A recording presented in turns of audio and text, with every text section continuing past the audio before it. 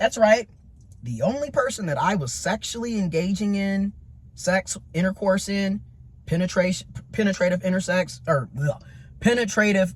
sex with was that one person, was him. That was it. Even though I am an openly non-monogamous gay queer man. But I didn't have a problem with being monogamous for the person that I liked. Which brings me to my next point. Men are not as confusing and difficult as you think. Women are not as confusing and difficult as you think. People in general really are not that complex. They're not. And you got to look at it from, and I hate to say it, yes, we're all individuals, but in my opinion, one way to avoid getting hurt is look at it from your perspective and stop trying to look at it from their perspective, because it really doesn't matter. It's about how you feel. Okay? So what I mean by that is, think about how you are when you like somebody. Are they treating you like that? Probably not.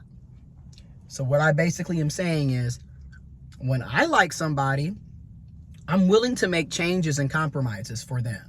I'm willing to go above and beyond for them. When somebody doesn't like you, they're not going to care about how you feel.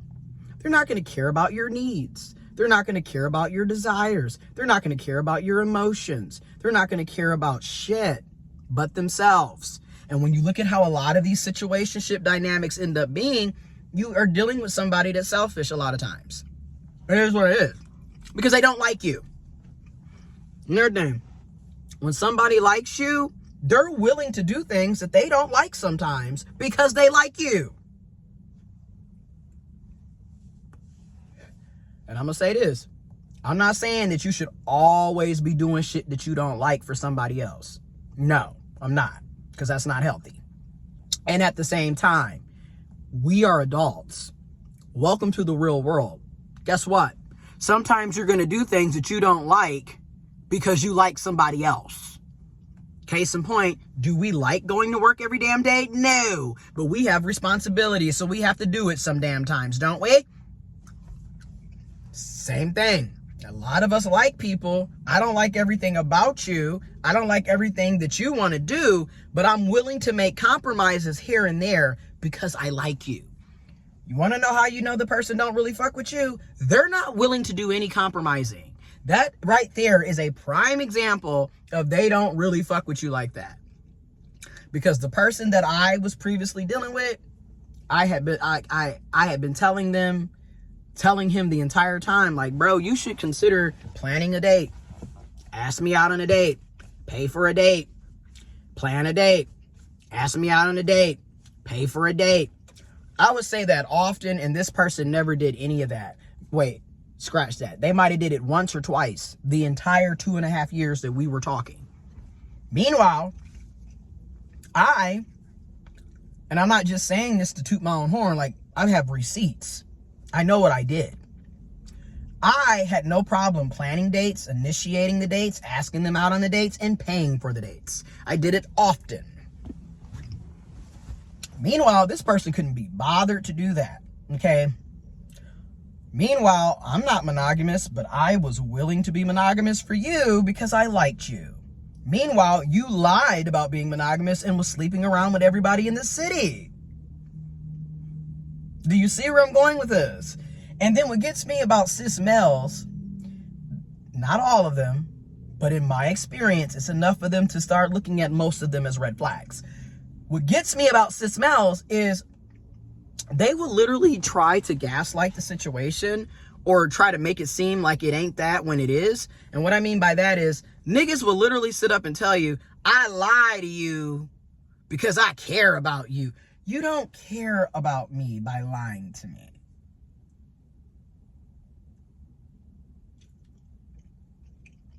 Because if that was the case, I could have lied and said I was monogamous just like you, since you cared about me or I didn't want to hurt your feelings. And that's another thing.